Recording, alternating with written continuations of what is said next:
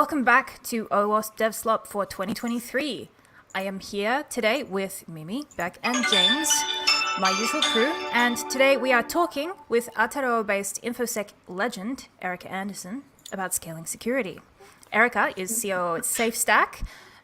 She's also one of the sparkliest humans on the KawaiiCon crew, and she's recently planted a green onion and written a book called Security for Everyone. You can stick around at the end for a discount on this very cool book. Hello, welcome. How you doing, everyone? Hi.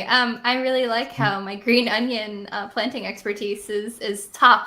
It should actually be Erica, green onion expert, then COO, book writer. Of course. Yeah, I think it just makes the most sense. We rank things accurately here, I think. But... You know what's really weird? After you mentioned your green onion being planted, I was like looking at my garden and I noticed there was like a little sprout and I was like, how did you get there? It knows. Yeah, the green onions are do. talking to each other. They have like a it's a network. root system. Mm-hmm. Yeah. How are y'all doing for 2023? I'm really excited that we're back. It was to talk pretty about long green onions and other hiatus. things. I know. Yeah, and also Erica wrote a book, not during the break, I think a bit before the break. But we'll talk a little bit about it. We're going to talk about scaling security. It's going to be a lot of fun. I'm really excited about it. That was basically the, when COVID hit, we're like, what could we do with all of this time? I could play Animal Crossings or I could, painfully write a book. I mean, who doesn't want to spend all of their time writing books? So that's what we did. We're going to talk today about some of the stuff that we cover, especially for anyone out there who, maybe works for a smaller startup or maybe have a startup of your own. Maybe you're at those phases before you're, one of those big, cool tech companies. And we'll talk a lot about, how security changes as your organization grows. So, we'll kick straight into it. Yeah, let's go. Let's do it. Yeah. Let me just make sure here. Yes, awesome. So, the inspiration for this book came about because, hey, COVID hit in 2020 and we realized, oh my gosh, we're so tired. Laura and myself, we spent so much time providing consulting and support for small growing companies. And we love it. Like I genuinely do. Like all of us love things that just eventually exhaust the living heck out of us, right? I feel like there's a but coming after that. Like we love it. But it's not viable. And it was quite hard, right? And often a lot of the questions that we would get from startups or growing companies usually kind of start on the same trend, right? It's a very simple question of, oh, we've got this questionnaire and we need some help because we need to write policies now. And you're like, oh, cool, yeah, policies. Let me just pull them out of my bag of tricks. And often you have to like talk about we need to write a policy, so let's talk about it. So tell me, what do you do about securing data? Talk to me about access. Talk to me about how you do updates. And, the questions start getting harder. And it's like, ooh, well, what should we be doing? And, when we're talking about companies here, we're talking about like those smaller companies, the groups of people who are doing a little bit of everything, general specialists that have many, many generalist hats that, they're trying to wear. And, people who don't have security teams. And, especially for those people, they're constantly juggling stuff, right?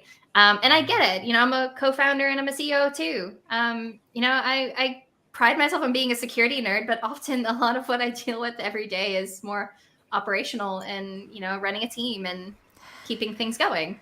I like how you've chosen the clown here, not just because of juggling, but I assume also because you would be a real clown to really want to do this. But so many of us You're smiling on the inside, on the outside. Sorry. I resonate Screaming with on this the inside. picture Painted tear is real. because, like, it very much feels like you are entertaining everyone with like being able to juggle all of these things, and it's like you're smiling and you're like everything is fine, and it's like there's just like this fire in the background. Yeah, exactly, right? And exactly that. Yes, you're like perfect. trying to Love it. It's Not almost like planned. same sixth sense wavelength here, right? And yeah, like you're putting out fires, you're juggling things, and when someone then talks to you about like, oh well, hey, what about this other thing that you haven't maybe thought about because you're trying to run a business and stay alive? It feels like everything just like catches on fire, right? You're like, Another really stressful thing, and another thing that perhaps you don't quite fully comprehend because you're maybe not like a full-fledged security nerd who likes reading CVEs in your spare time. Another thing that also a lot of questions that we used to get also stemmed from seeing other businesses suffer from security breaches. But I truly hate leading your security approach on the basis of watching someone else fail, right? Because that's like the whole fear base and trying to maybe avoid having to be that same company that's in the news. And honestly, you don't need other things to keep you awake at night aside from the fear of a security breach. Like you've got so many other fears that are going to keep you up. You don't need a third nightmare to think about, right? When we had these conversations, if you think about it, at the very end goal that they're trying to get that big blue ribbon, past customer due diligence, no public security incidents. And, we know that's what makes you secure, right? It's the checks and the ribbons and the keyword being shield. public. Yeah. That you know of. Exactly. Very, very subtle word choice there. And when you have these conversations and like that's what a lot of organizations' goals are, and that's totally reasonable, right? And but it feels, when you're talking through this, it kind of feels like a little bit of game of chutes and ladders. It's like, oh, okay, cool. Well, talk to me about access to customer data. Like, what do you do? And maybe you feel like you're getting closer to that blue ribbon, but then you fall down a slide because it's like, all right, well, where do you even have data in your environment? And you kind of fall down another slide and you're like, okay, back up. What data are you even collecting? Like, let's just talk at the very beginning. And we would often have these conversations, and it all comes back to, wanting to jump straight to go and not collect $200 and just get the past audit or get the past to land a particular customer. But it all kind of comes down to, like, there's a lot of stuff that needs to be done that kind of builds on a foundation, right? Like you can't talk about the security that you do around, customer data and production if actually you don't have even a solid understanding of what data you're collecting, right? So it's kind of like things that stack on each other. So often it all comes down to a lot of foundational things, and that's exactly how we wrote the book, right? We wrote it from the perspective of, even from the very early get-goes of perhaps you having an idea of wanting to start a business. There's a lot of foundational things that you could start doing now that will eventually make when you have a larger business, some of the practices that you're already following, you just need to do a tiny bit of leveling up rather than a drop everything. We're spending 2 weeks on security audit, finding cleanup, right? So that's how we kind of framed it. I have like this little analogy about this because everything has to be a gardening analogy, and it's like you have to manage these things like it's gardening, not landscaping. And like I feel like it's really hard to explain to people, like, whether you like gardening or not, every weekend you go out and you mow the lawn because you have to do it.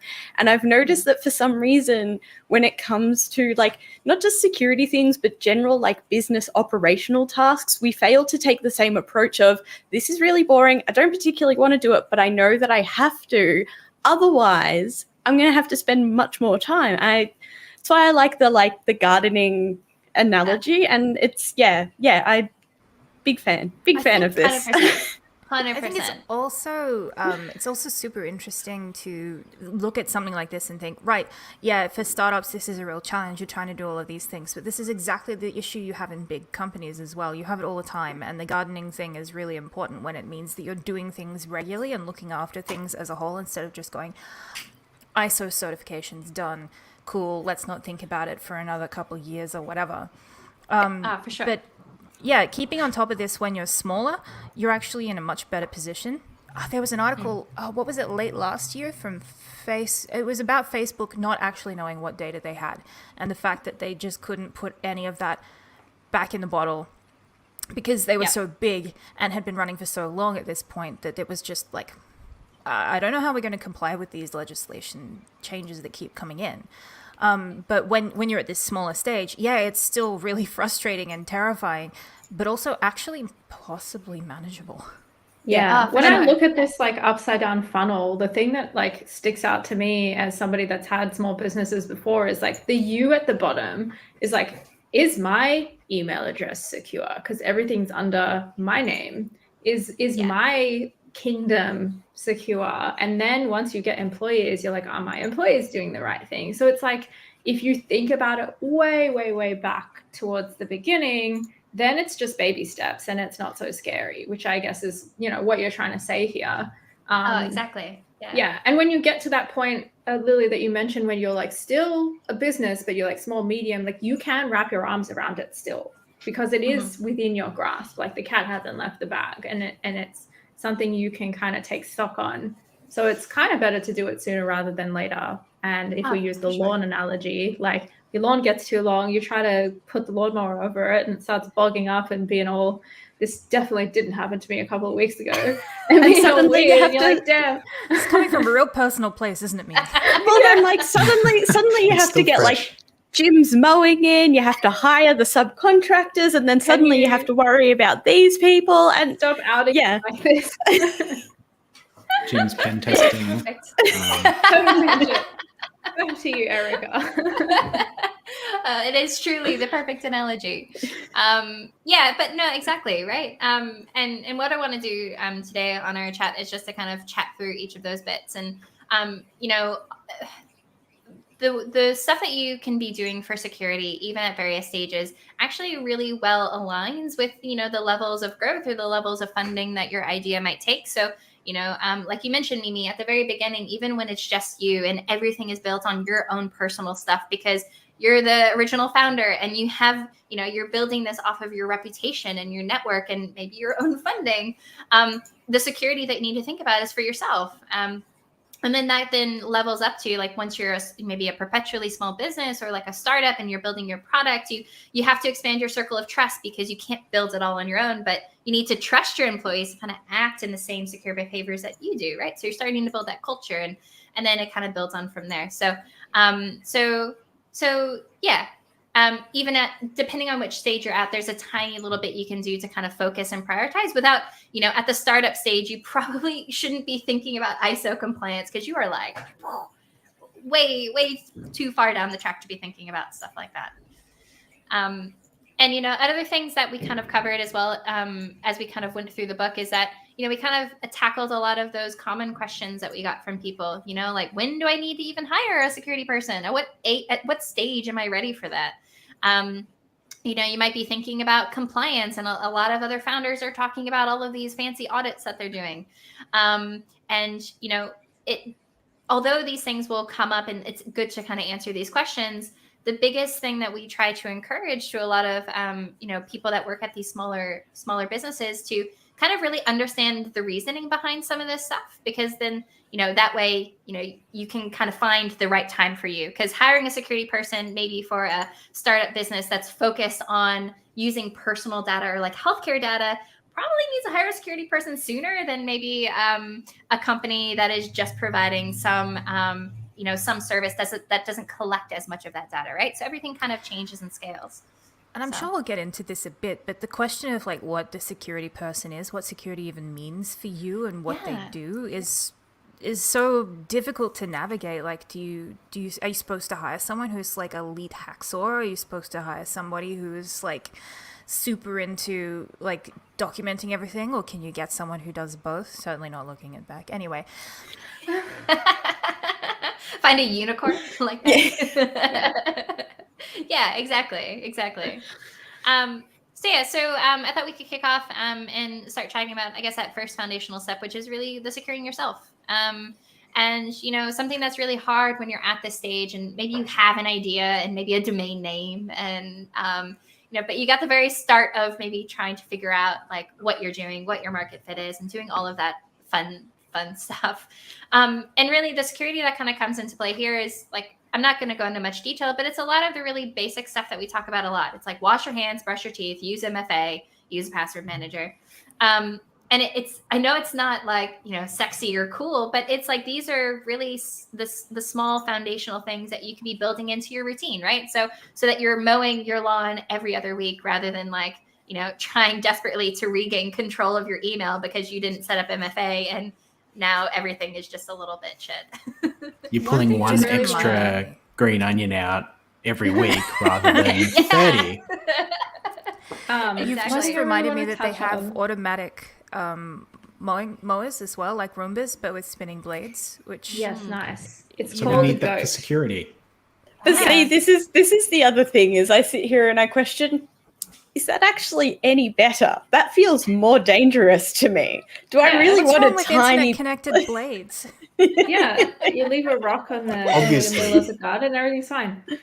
I just wanted Obviously, to it's great. like highlight a point because I've worked for startups before, and what happens at this stage is that person in startup has idea, they've secured themselves, all hunky dory, great.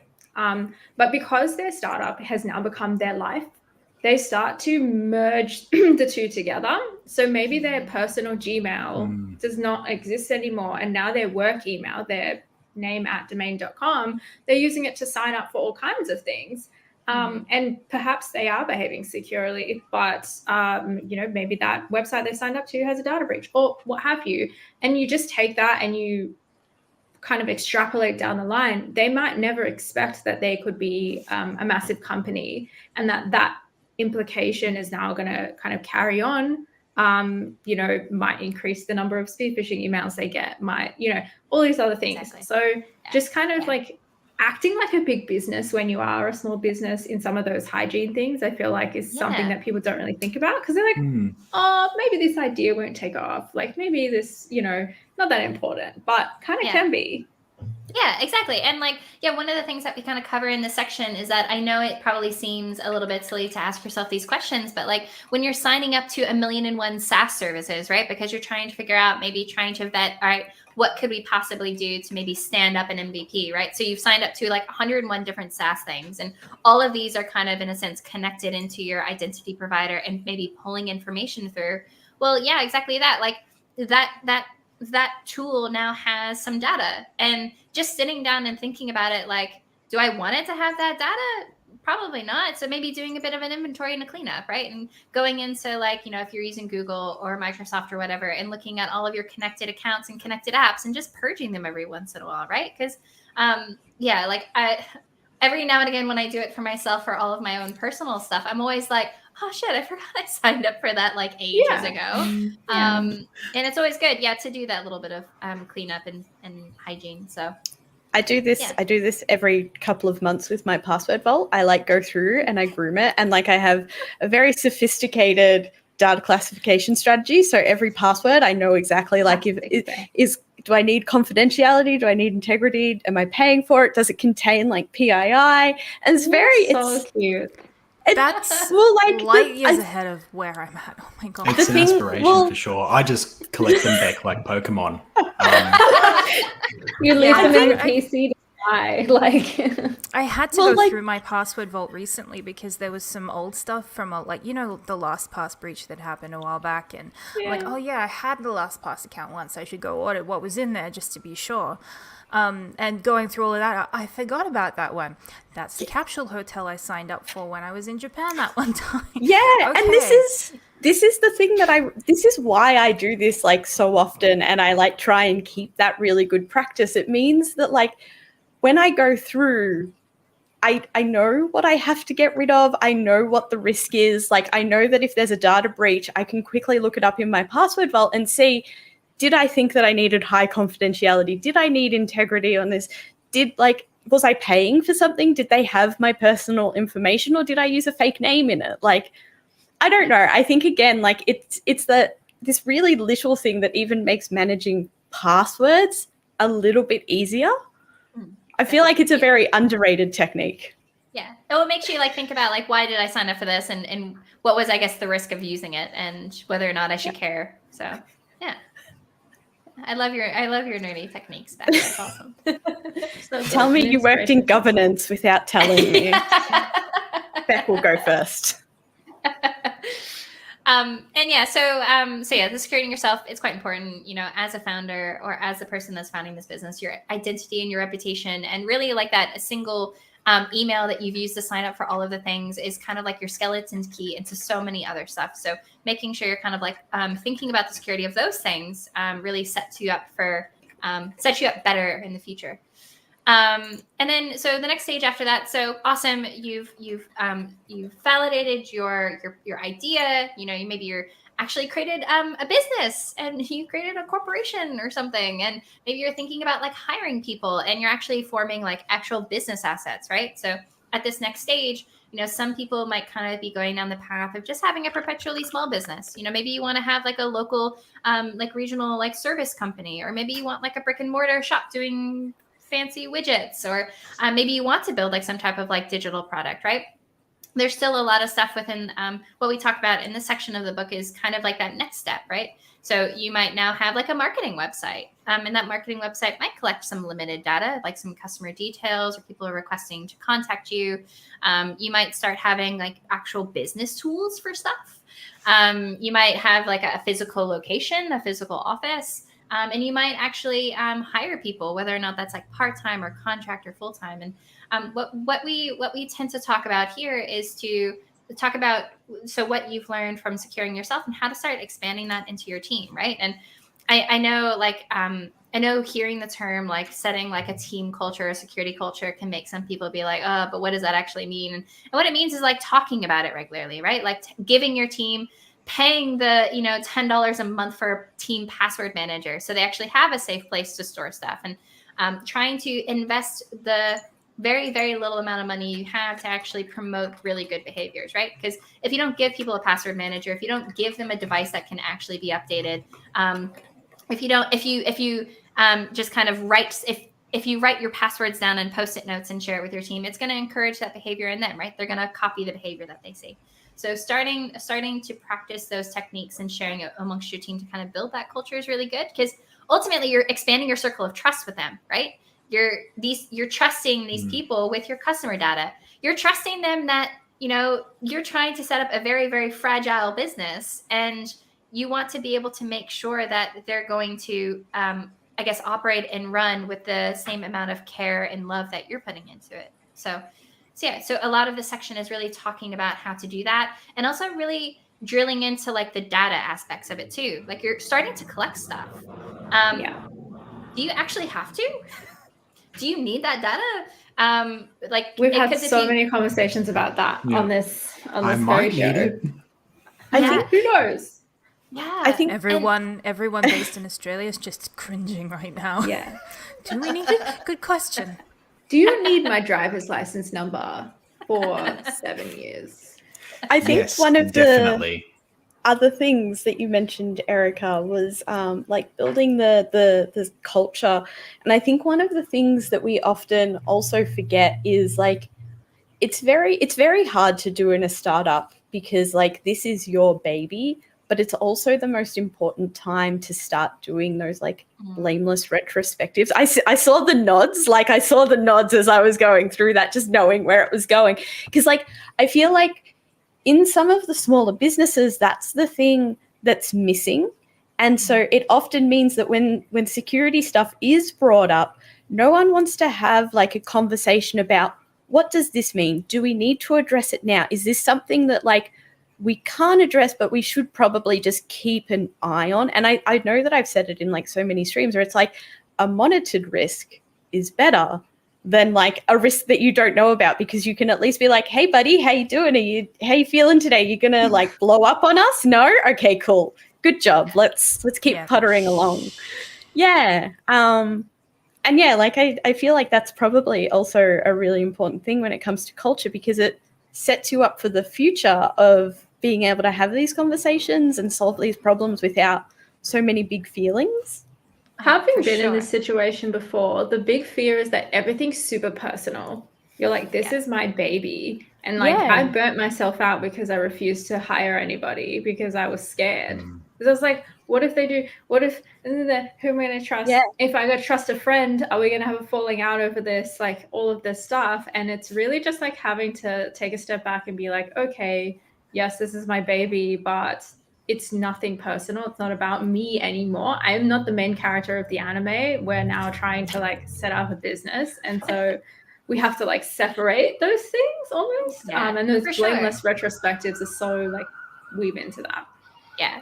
And I know, like, especially for like a lot of people out there who probably have played that like founder role, I know it's really hard because like you are your business for a really long time, but eventually you kind of reach that point of growth where you have to start separating yourself personally, because then it otherwise, like, I mean, I share from this personally, it gets really hard to talk about like how things are going without me feeling like it's a personal attack. Like, if I only stayed up, if I only did this. And it's like, actually, no, we've built a team now, and I trust the team, and I've set the team up, and they have what they need to do what they need. We're not always going to nail it, but it's not something for me personally. And I know it's hard, but starting to practice that now by talking about things, by sharing that trust, but setting your team up to be able to operate securely, I think is the key thing. Like, you can't just hire people and just trust them, you need to actually give them the tools and give them things set up in a secure by default way so that they kind of stay within the garden path or the boundaries of safety. So. One of the continual themes on this show is that security it's got so much to do with emotions and feelings and very little to do with firewall rules a lot of the time. Yeah. Revolutionary. I think, And I love that we're coming back to this again. It's just, It really something does, you like, can't really forget. It's like an incident response. You're managing emotions. You're not managing like the incident. Just like anything to do with security, it's always like some emotional management that needs to go on, the underlying like personal attack feeling that goes on. And it's just like we need to separate those two things if at all possible. Yeah. It's like I always kind of refer to security. It's like so hard because it's about being vulnerable. You're talking about vulnerable stuff. Like, people are losing data, people are losing money, and all this kind of stuff. So there's like that, getting to that With soft the real core vulnerabilities. to secure things, made along the way. it's not it's not the security we obtained, it's the vulnerabilities we exposed along the way. So much good bumper sticker material here. Yeah. So Thanks for watching. That's yeah. So small business, you really start to kind of, build again from that foundation and starting to get your team to practice the good stuff that you've learned. And after that, hopefully you get to a point where, if you're actually going to start this up and you're going to aim to kind of grow quite quickly, you might be in a startup phase, right? So you might be bootstrapping this and funding it yourself. You might have maybe investor funding, but this is really where, things get a little bit exciting, right? You might get your first unsolicited security test from a random on the internet saying they found a bug in your system. You might be surprised by maybe trying to go after like a really large customer, to be surprised to say like, oh, first you need to fill out this 105 questionnaire about your security posture. And like, this is where security will start to become very, very real. And this is often like where, I've chatted to people in the past of they get a little bit blindsided at that point because they're like, should I have been doing stuff from the beginning? And, at this stage as well, like when we went through this section, we had a few assumptions. We assumed that you had some type of MVP type product out there. It's probably using real data to actually exist. You're going to maybe have a few more employees. You're going to have more data. And then spoiler alert, like the thing that comes after collecting all of those things is more risk and more security stuff, right? So when we talk about security at this level, we're really trying to aim for like that minimum viable security. So just like you're building a minimum viable product to actually validate whether or not your business is viable and going to survive, and if there's a market fit, you also need to do the same with security. Like, you shouldn't be thinking ages down the path around, compliance or really rigorous processes or, security tooling, frankly. Like, you should be really just doing the things that are important to get you to that next stage, whatever that might be. That could be like the next stage for, depending on like what your business is focused on. It could be maybe the next stage is trying to focus on like an enterprise type level offering and going after big customers. It could be trying to grow your business to get to a certain level of investment and funding. It could be to grow to a different like region in the world. But whatever it is, the prioritization for security needs to kind of be based off of that, right? But really, the foundational thing that we recommend that everyone start with, which is exactly what Beck was talking about, but it's starting with security incident monitoring and what to do. Because definitely at this stage, like all of us know, as soon as you put something on the internet, like everyone is just going to start poking at it. it's going to start generating like interest from people. People are going to try and see what they can do and see what they can find. You're also going to be building very fast, and things could go, not necessarily from like a security incident, but from a resiliency point of view, things could go down, things could be unreachable.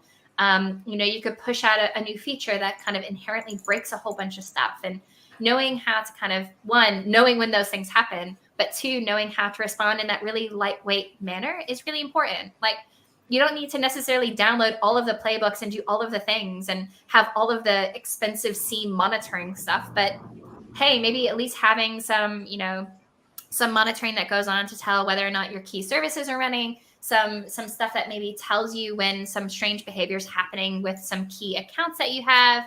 There's some really lightweight stuff that we talk through here to at least set up the foundations for that. Because like when incidents happen, you at least want to have something to go on rather than trying to figure it out in the moment. Yeah, right? For sure. I think it helps as well to have like somebody that understands enough about security to be dangerous. Like they don't have to necessarily be a full-on elite hacksaw, as we said earlier. But one thing I noticed that like really was kind of funny to us, but not really in our team, is like we wrote a document on like what to do when your internet-based service is being scanned. Don't raise an incident because it's going to happen. Don't worry, like it just happens all the time. So it's not actually a security But what if someone emergency port scans you, Jasmina? I think that's a crime. Yeah, it's definitely a crime. And can you just and go it's fly over and just arrest them for us, please? Yeah, it's a violation of the Computer Please. Act of something. It needs to stop. 1972. But yeah, so like even just knowing that, so that you know enough about like how things work, so that you don't chase your tails, or like you have someone that goes, actually, we don't need to put focus on this. That's not an issue. We need to put focus on this, because people were worried and be like, is this an internet? Are we getting DDoSed? I'm like, no, it's just the internet. It's just I think it's normal background noise. I think this is like one of those, having your expectations set up front. And I think this is one of those things that security people have the ability to do really well, but maybe don't necessarily do enough. And it's been something that I have found to be really, really helpful when like dealing with big teams with very limited capacity. It's like, here are the things that like I as security care about. And like, these are some of the things that you should take into account. If you have questions that aren't answered by this like declaration or this table of my expectations, come have a chat to me. And I feel like it's helpful in this phase, especially like going back to what you were saying, Jasmina, because like you set the expectation that services will be scanned, and that's okay. But here's like a list of things to keep an eye out for, because that's different, and we probably want to know about that. And I think it helps empower people who aren't necessarily security experts or know anything to make decisions and actually feel like, oh, I have a little bit of control, and like I know when to like engage and do that sort of stuff. And like it also means that you're not constantly dealing with like these itty bitty teeny tiny problems. So you can actually focus on doing your job as like big stuff. Yeah, like wearing a million hats, and then you also have to field questions about like, should I care? And it's like, no, it's fine. I promise. Just And I find that this is another one of those things, Beck, where we talk about this, I think, a fair bit on this show because of like the broad purview, I guess. This is something that gets talked about a lot in SRE spaces as well. And like SREs do this quite well when it comes to performance and availability. It's something where like if you continually have the expectation that you need to put out every small little fire, like that's your life now, you'll never actually fix and improve the stuff that actually matters to your end users.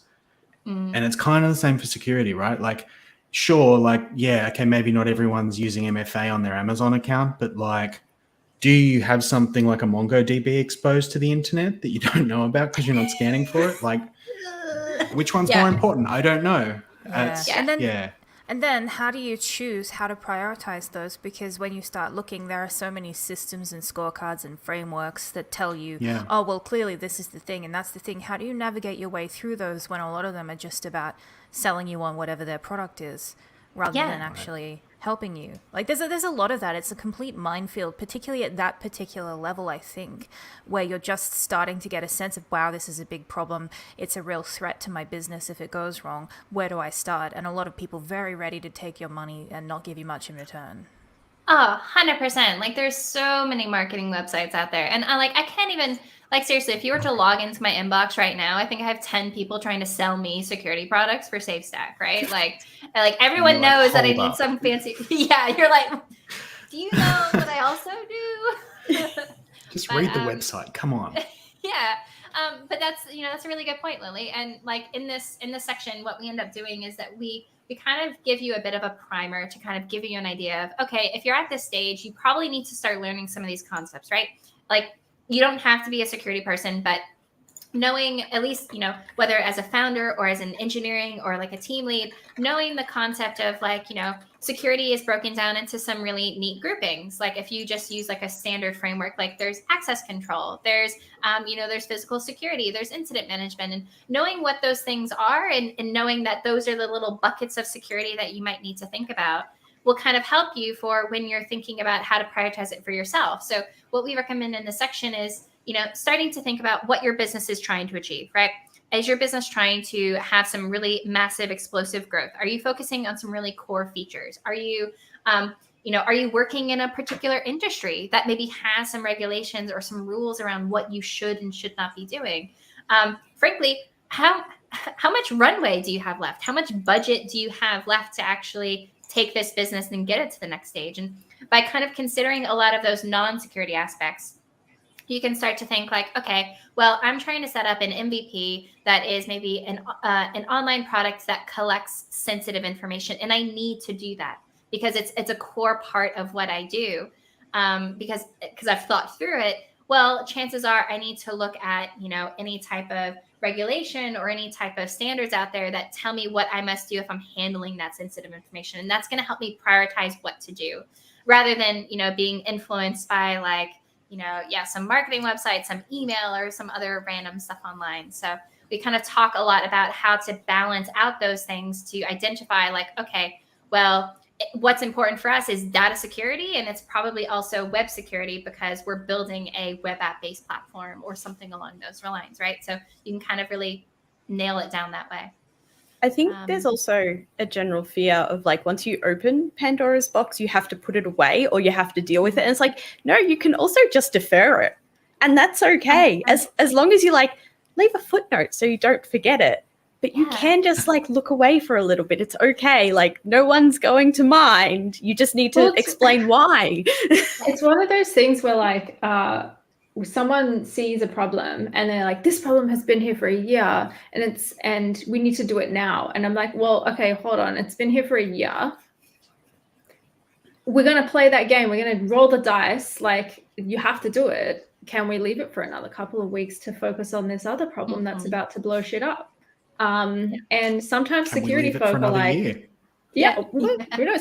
Sometimes security folk are like, everything emergency. And then you're like, well, hold on a second. This is a business. And if customer no get product, then that bigger emergency. And then have job. So it's like, also if everything's on fire, like that's just the new state of normal. Like if everything's on fire, nothing's on fire anymore. If everything's an emergency, nothing is in a state of calm.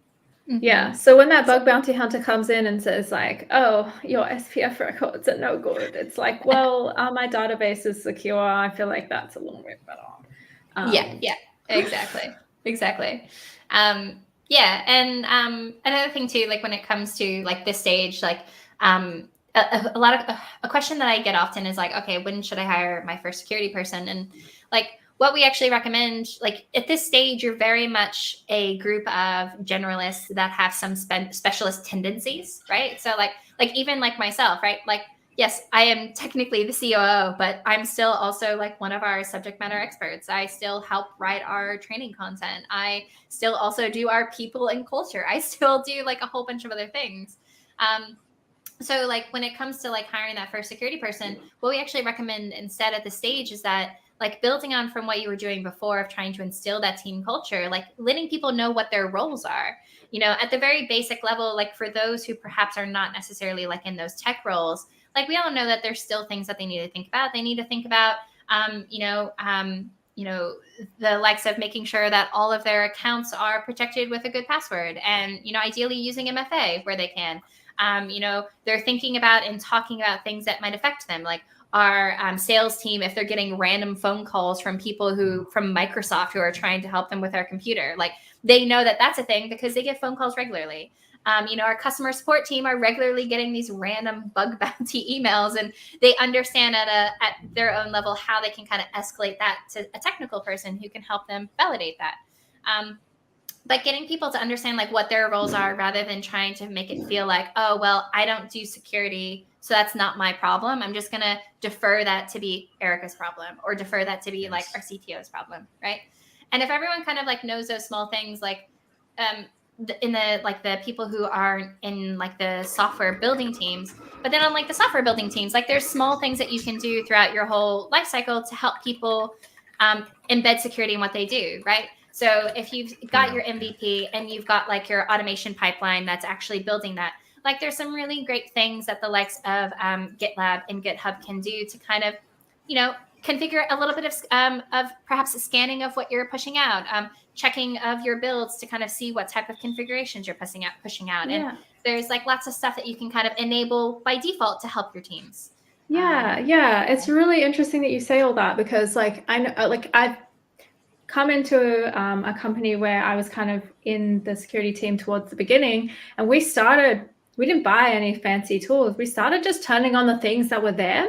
Like, oh, it's here. Like, here is Guard Duty. Here is CloudTrail. Here is all this stuff. Let's just turn it on and see what we get. And then anything that, like, once we feel comfortable with that, what are we missing? We can take the next step. But it's not like turn on all the logs and like, because then it's just an influx of information you don't know what to do with. So let's just tackle, you know, like you said, GitHub secret scanning. A lot of companies are doing this stuff out of the box now. They've just released like a new update where they say we're going to scan for personal access tokens as well, because there was a bunch of incidents recently, like the Circle CI, where personal access tokens were exposed. Or no, it wasn't Circle CI. It was another one. Sorry, don't quote me on that. The amount of stuff that like 1Password does now is just incredible, and the number of integrations that they've got. Yeah. We are sponsored by them. But one thing I really just wanted to touch on there. That's like primo. But I very much, I think that you're right on the money, Mimi. It's just turning on what you've got and checking out what is available if you weren't already aware of it. When you're talking about making security everyone's job, like that whole like thing that we say, like security is for everyone. It's not necessarily like everyone has to be an expert, but just people need to know what to do when something's happening. And the minute that we in our team like put out an announcement being like, hey, everybody, this is where you send suspicious stuff. And if you do, and it turns out to be a thing, like you get a special badge or like you get a little emoji or something. We got so many more signals. And some of them, of course, are going to be false positives, but a lot of them are interesting, like people sending comms that they're getting out of band. I'm getting these text messages pretending to be the CEO or whatever it happens to be. It's like, we didn't see that because no one told us about it. But now that everyone's aware that this is something people try to do, it's like, here's this suspicious LinkedIn profile. And it's like, okay, now we know what's going on. That was my rant. Anyway, sorry, Beck, I think you wanted to say something. Yeah, no. It goes back a little bit. So I hope we can all cast our mind back. But I think going back to like the turning things on comment that you made, I think one of the things that I have observed in like my time is, I think because security folks tend to take this all or nothing approach sometimes, what happens is they forget the joy of experimenting and trying. And like one of the things that I like to try and bake into everything that I write now is it's called something like it's like the sustainable experimentation framework. And basically it like gives you a criteria in this little matrix where you can put whether it's something you should experiment, whether it's something you should pursue, or if it's something that you should ignore. And it like looks to balance how easy it is to operationalize versus like cost. And it's really fun because like it has made making or justifying experimentation as a security person a lot easier. It's like it's easy to operationalize and it's very low cost. We can afford to spend 2 cycles looking at this and it doesn't actually matter. And I think that's like part of it is like a lot of security people are like, but if we turn it on, we're going to have to look through all of those logs. And it's like, yes. And then you're going to work out whether those logs are valuable, whether Just they need to because be you have tuned. the data doesn't mean you have to take action right away. Like, oh my God. Yeah. I actually had somebody tell me, no, you go. Last No, anecdote. I was just going to say, like, I feel like, again, like security people, like very generally, because I think this applies to some and not others. It depends on how you are, who you've worked with, and all of these things. I think we need to rediscover that joy of experimenting and trying things without worrying about the like, oh no, we're security, we have to get it right all the time. It's like, it's okay to find out something doesn't work because it's better than pushing it to everyone and being like, oh wow, we found out it doesn't work and everyone's upset with us now. Yeah, just last anecdote, less- sorry, and then I will leave you all alone. It just really, really brings up an interesting thing that happened like very, very recently. Got access to a new data set, want to share it with another team. Other team says, oh, how often does it sync? Oh, once a week. Oh, well, that's not very good, is it? Because we would want to know like sooner. And it's like, well, do you want to know it all or not? Like, was once a week okay? Like, and then, oh, but like now that we have this data, like we won't be able to do anything with it. Like, that's fine. You have the data set. You can run analytics, do whatever you want to do, and let it shape your strategy. You don't have to action it right now. Anyway. Yeah, and I'm such a big fan of encouraging experimentation with this stuff.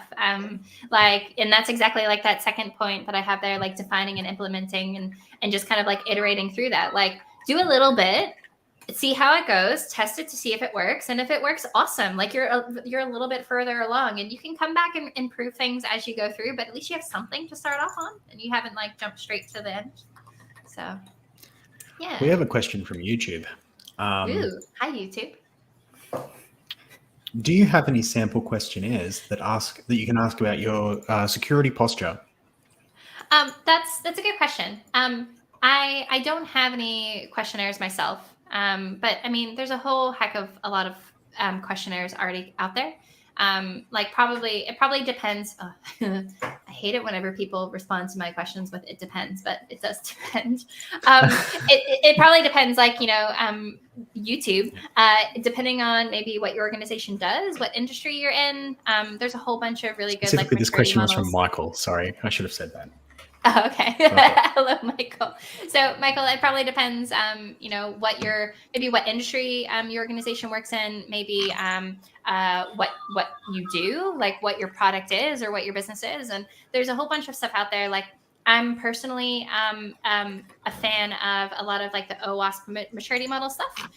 So the OWASP stuff, although it's very technology specific, like it will talk about maybe the maturity models of if you're building it, if your organization does a mobile app, like it will be very clear on the security expectations of the mobile app. So I know there's a bunch of like really good OWASP projects out there. I can't recite them off the top of my head because my acronym dictionary is a bit shit, to be honest. But there's that stuff. But there is also some more broader security questionnaires. I know the likes of like Australia and New Zealand kind of have like, your more broad, hey, so you run a product cloud business, here's a questionnaire you can kind of go through. There's also like some questionnaires based off of like compliance frameworks. And while compliance right now should not be something you think about, you could always kind of use that as a tool to be like, all right, so like, how are we doing? And then you reach maybe the access control section and you're like, ooh, actually, we're at like 0.0 at this point. So maybe this is like something to talk about internally. So you can use those frameworks, I guess. Who's going to audit you? Yeah. Question.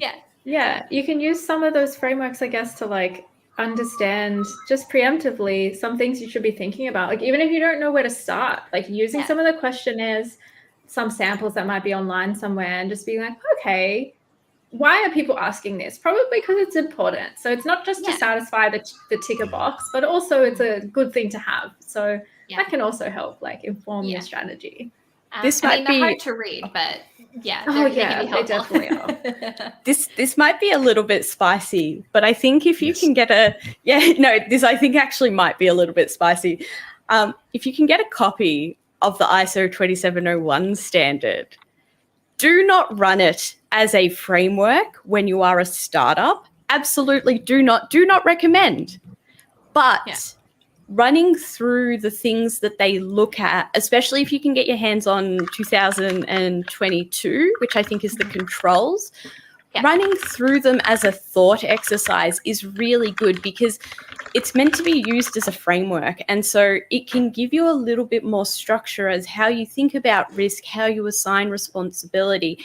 And because you're much smaller, there's going to be areas that you cannot answer satisfactorily for the framework. But again, it's not about using it. It's about having something that guides you in understanding and assessing things, because it is quite comprehensive and like it'll cover stuff that you don't naturally think of.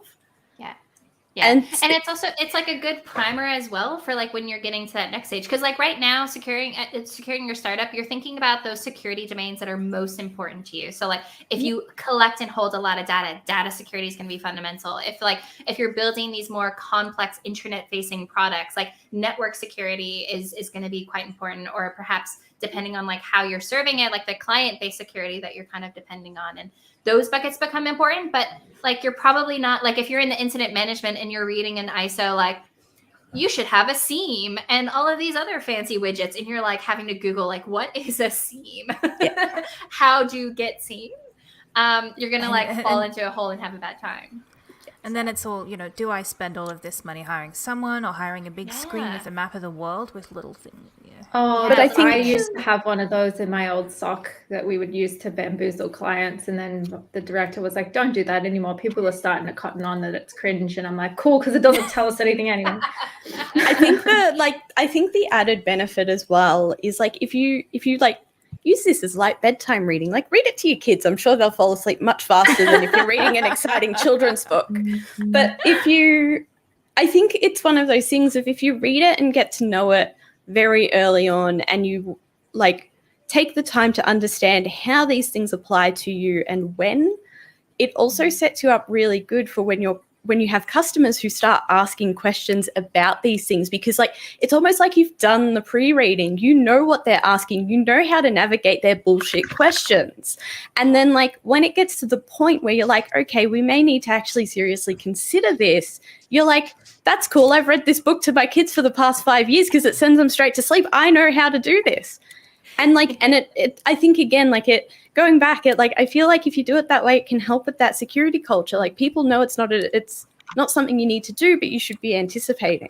I don't know. I'm reflecting on like 5 years of working in teams and being like, I wish I had Erica around to like help me understand how to do this better in these companies. Because like it feels like it's all starting to click together. Yeah.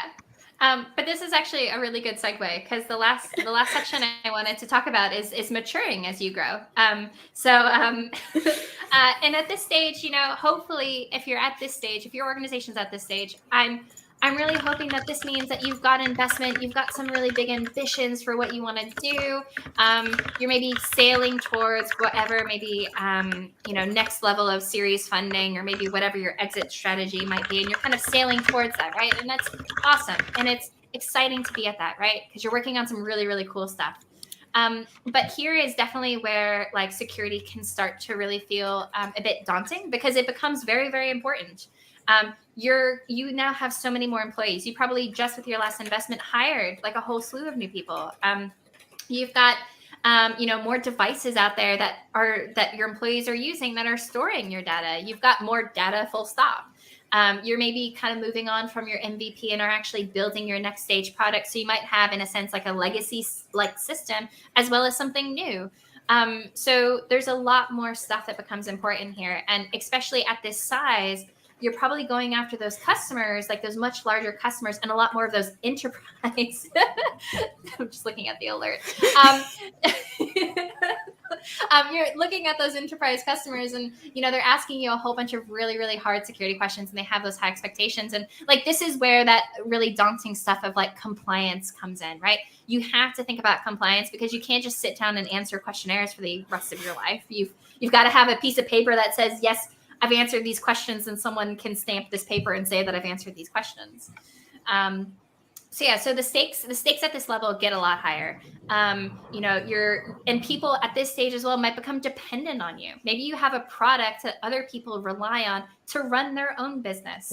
So if you were to go down, they're going to have a bad time, right? So you've built yourself to a point into the tech ecosystem where if something goes bad for you, it affects more than just you, and it can have negative consequences. And this is where.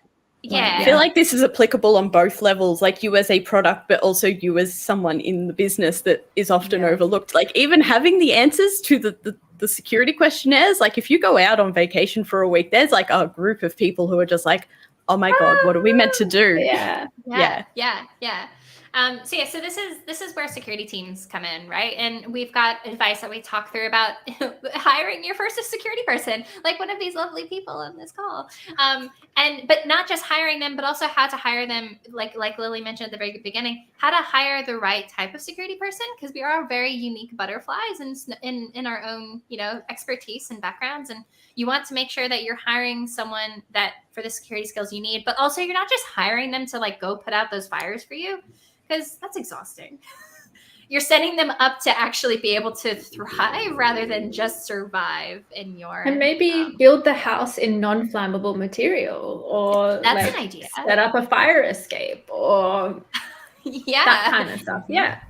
Analogies, exactly. Adding to the analogy ticker. And other stuff that kind of crops up here is, this is where, this is the stage where you need to start thinking about like, oh, okay, well, we've got risk. And like we've mentioned before, you can't just like stop and manage everything, but you probably need to at least have some approach to kind of document and write it down and then talk about it.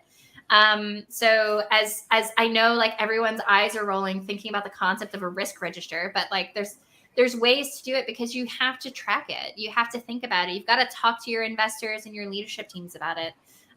Because like Beck mentioned, like you need to kind of keep an eye on it so that it doesn't all of a sudden become really, really urgent, surprisingly, or something, the risk doesn't actually happen. The risk of it doesn't happen. And all of a sudden you're like, oh shit, we forgot about where all of us on the call are like, au contraire, we love risk register. I feel like the problem is like so many of us have been through really bad compliance projects that we've become really adverse to these, like to hearing these things. But like at work, when I work with other groups and other teams, like one of the things that I always try and talk to them about is like, what's your risk appetite? And like, no one wants to hear that because they're like, oh no, risk appetite. It's like, I just want to know how much like risk leadership is willing to sign off on, because then that helps me understand why you're making certain decisions. And it makes everyone like, and I think again, like upfront expectations, like that's all it's about. Like a risk register is just managing your expectations. Don't make me say that my risk appetite is more than zero, because I don't feel comfortable with that. Is the response like? I think that's something that can be really useful as well, is to know which words to use that are going to be effective in those contexts. Because I mean, people do hear phrases like risk register and switch off, or risk, or what and management, this and that and the other, and it's kind of hard to have those conversations if people are coming up with these preconceived ideas. But if you start with a question, or you start with a story, a bit like, okay, so how much would you be okay with a data breach happening? For example, like how would you feel if this happened? Okay, so we're saying that this is an unacceptable risk to us. Okay, let's calibrate that. Let's have a bit more of a conversation around it, rather than having to put everything within this kind of risk and framework paradigm. Were we doing a buzzword counter? Anyway. We have one. I can bring it but knowing which words to use and how to have those conversations with different groups of people so that they remain engaged and so that it remains relevant, I think is really, really important. I think really The thing I will say about that is it's just another thing that feeds into our conversation about us managing emotions and us managing people. It's all about making about feelings. security palatable. And we Yeah. are really just influencers. If we were We to are. just turn this into a Gen Z, like, you know, job, we're here to make the uwu risk register uwu. And we're just here to make everything palatable and bussin' for the youth. So I we Thank just you for lost the this. viewer. This has been a real blessing. Yeah.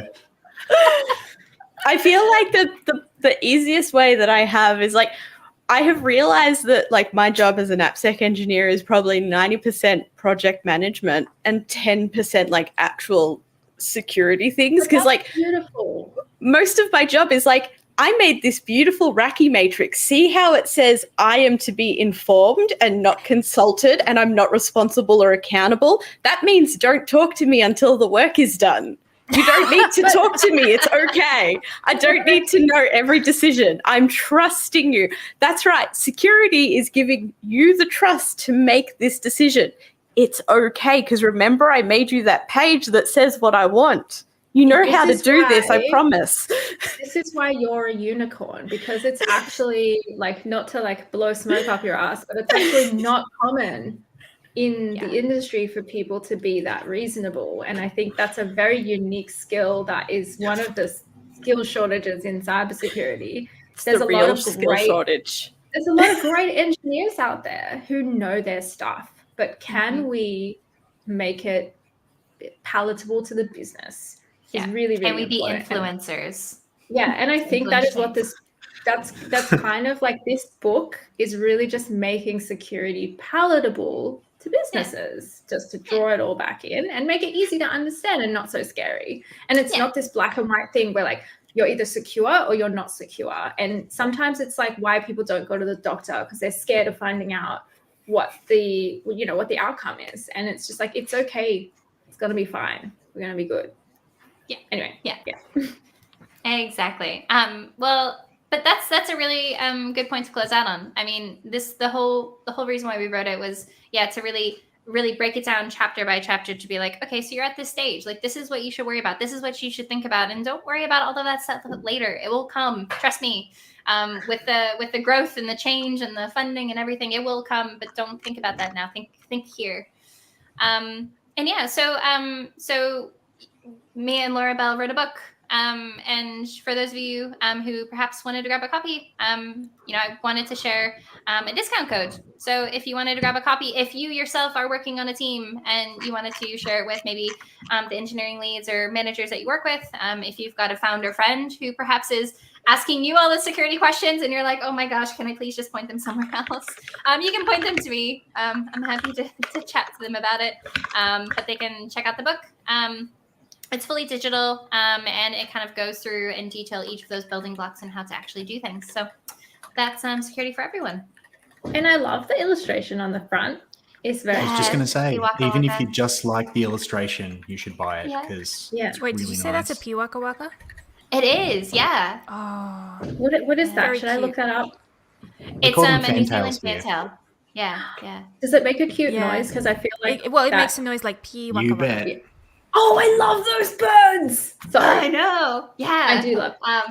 Like Okay. when we were deciding what to put on the cover of the book, actually, like small non-security segment, we're like, oh, like we should put something like, like some type of like meaningful image for security. And me and Laura are both like, but like, maybe like the Piwakawa is like, small but mighty, but no, like it's just my favorite New Zealand bird. And I wanted an excuse to put it on the cover. So I think it's beautiful because it's just like, it's not corny. It's not some weird like a padlock with CSS. yeah.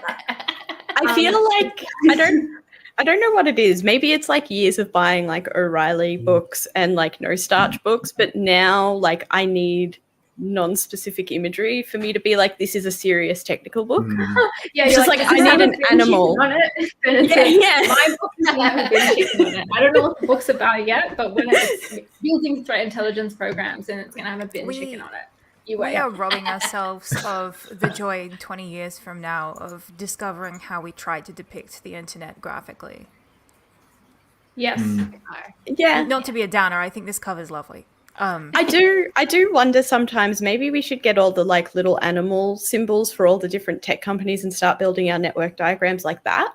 They have animal symbols. Like octopus deploys an octopus. Oh, I'm pretty yeah, of sure. course. Cute. Yeah. But like we start just doing that very specifically. So then like every image that we draw just looks like a zoo. Like it looks like a zoo map instead of a network diagram. Not so much. Just again, making security palatable. If you can make it fun and cute, get some gel pens, some stickers, do your little. Can make like little, like your trust boundaries can be the paths, and it's like you are the engineer that's stuck over here. Find your way to the deployment pipeline, because none of us can work it out either.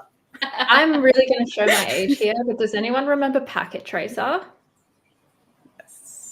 No. Yeah, it's Right. well, I won't go on a tangent. It's a very ugly program that we used to use back in the day to do like network testing. It was like a virtual networking environment. Plug this Ethernet in here, and this is how it goes. Packet Tracer. Anyway, on that note, you can order this very affordable book. It's cute and it's awesome, and you can also follow Erica, if I can speak properly, on these very social medias here. Most probably popular at the moment would be on Mastodon. Yeah, And maybe Mastodon. Twitter too. But yeah, thank you so much.